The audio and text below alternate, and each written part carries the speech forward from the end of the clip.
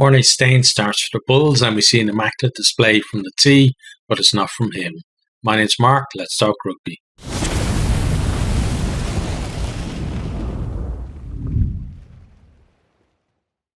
The Bulls get the scoring going, early penalty, first couple of minutes, Mornay Stain obliges from the tee, it's 3-0. No signs of the kicking issues he would have for the rest of the game there. We then have a seatbelt tackle on low, gives a penalty to the Lions. Nohamba ties it up from the tee. We're at 3-3. Lions then, they claim a Bulls kick. They put it through the hands. Horn draws the last defender and puts Van der Merwe away. He goes over and goes around behind the post to make it an easier kick. That's converted. We're at 10-3 to the Lions. And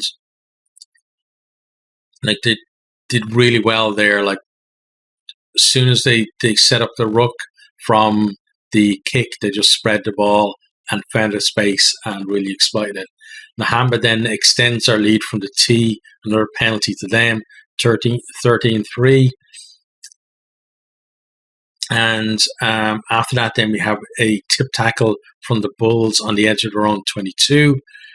Everyone kind of stops playing except for Nohamba. He taps and goes quickly from the mark, and he has a clear run in. Like Bulls players are looking, not even looking at him, looking the other way.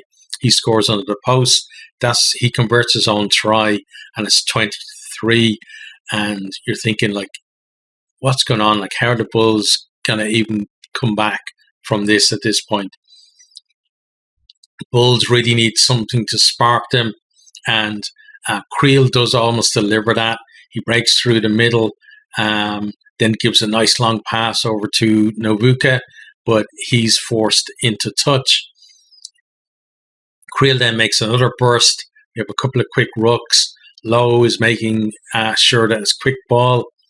Hendrickson then puts Similane over in the corner. Stain's touchline conversion falls short. It looked like he got under the ball.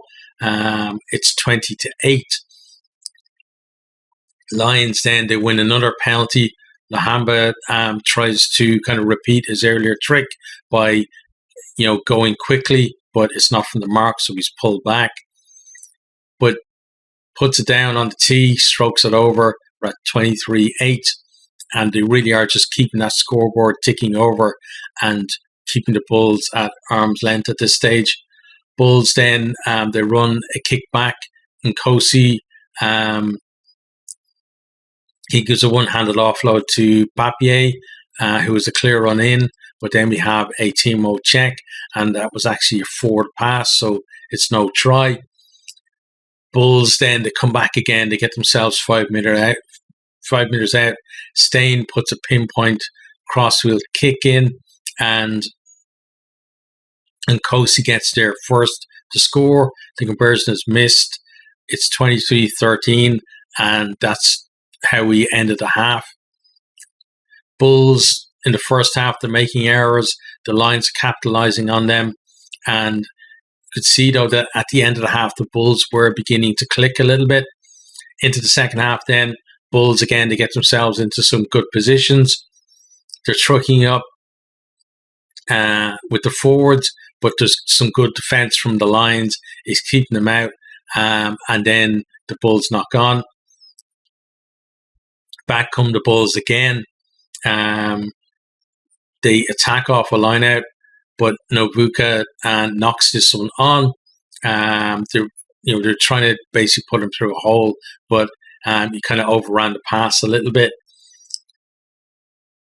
Bulls, they're on attack yet again. Similane kicks through.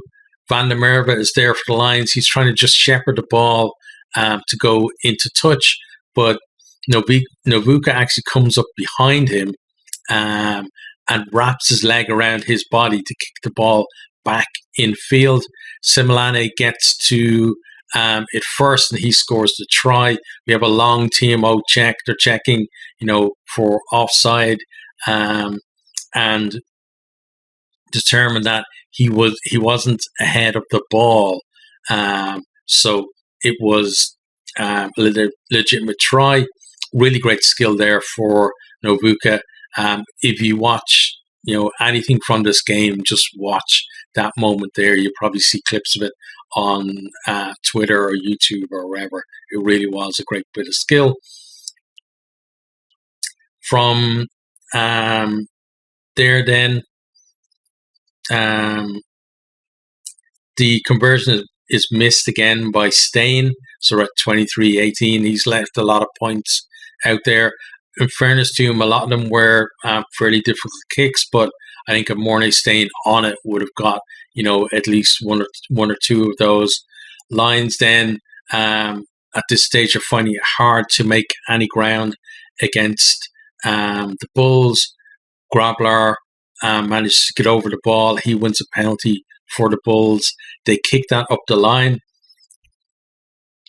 Bulls then come in at the side, and the Lions are able to clear. Like a lot of the time, like Bulls were kind of pounding away, but the Lions, were kind of soaking it up and just waiting for them to do something that would let them get out of there. Lions then win a free kick from a scrum just outside their own 22. They decide to call another scrum. They then spread the ball from that scrum, but they actually knock it on. So the Bulls now have a scrum just outside the Lions 22 in a decent position. They win a penalty at the scrum.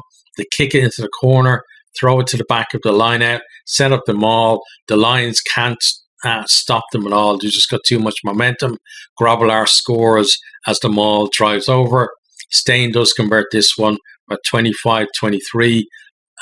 Bulls have just taken the lead for like the first time since the opening couple of minutes. Lions then, they attack off a scrum of their own. Stain is offside. Nahamba actually throws the ball into him to make it very clear to the referee. He actually gets a bit of a warning about that from Jakob Piper after that. He then puts the penalty over the bar, though. Lions regain the lead 26-25. So the Bulls, time out in front didn't last for very long.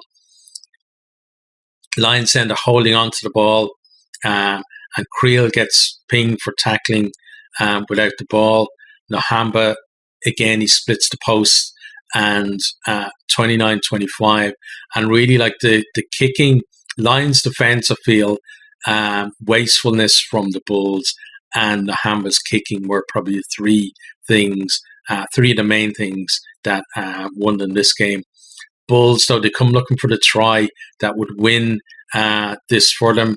They're playing with penalty advantage. The move breaks down, so they kick into the corner. They go to the front of the line out.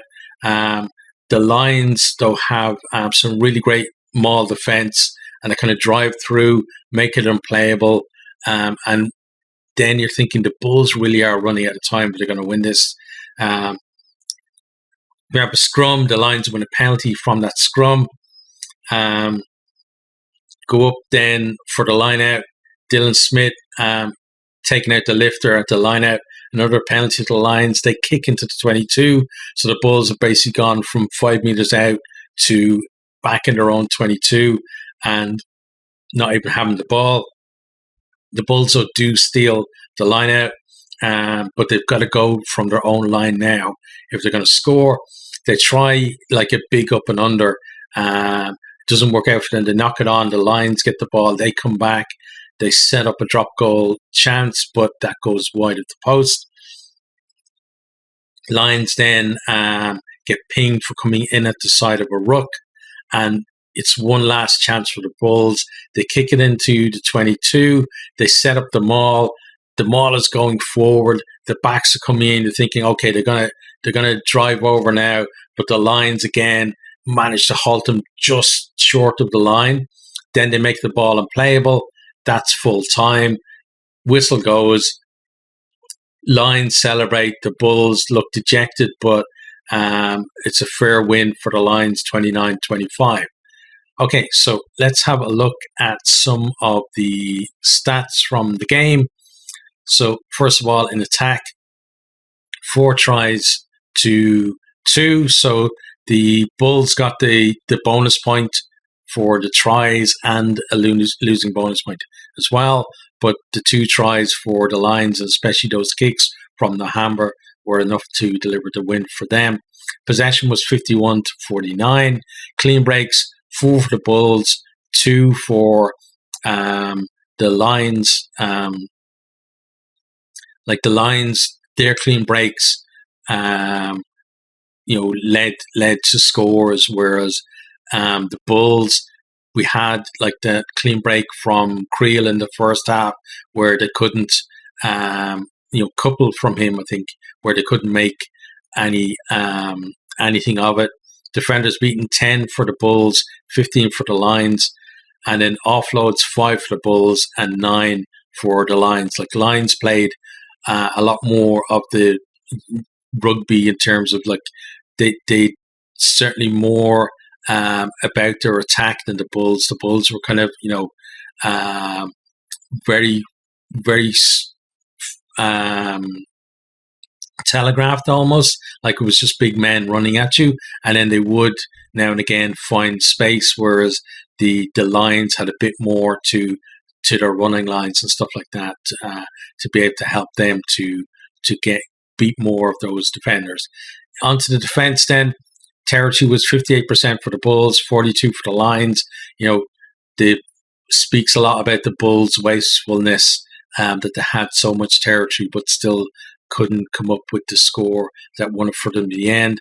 Tackles made, 106 for the Bulls, 129 for the Lions. Lions defense was really good in this one. Missed tackles 15-10, and tackle success 88%.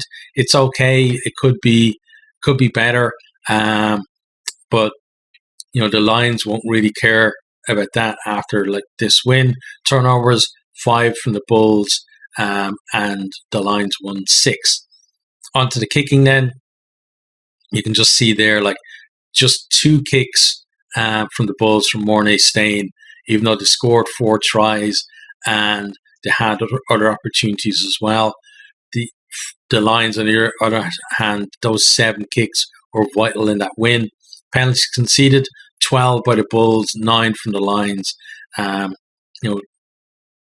The Bulls were just compounding their mistakes by then giving away penalties and, leading to them getting from what was a good position to coming back down into their own half, and happened a bit too much for them. In terms of where this kind of leaves the team, so it's an amazing performance from the Lions. They really took the chances and they defended really well as well when the Bulls came back at them. Bulls, as I said, they made way too many errors, and again, like the last game of theirs that I covered the last round, there was no real subtlety in their play, and I feel if they could add that in, like it would just be an extra dimension for them, and would maybe make their attack kind of sing a bit more. They're probably gonna rue this tight loss now, because it's a really tight race for that knockout rugby.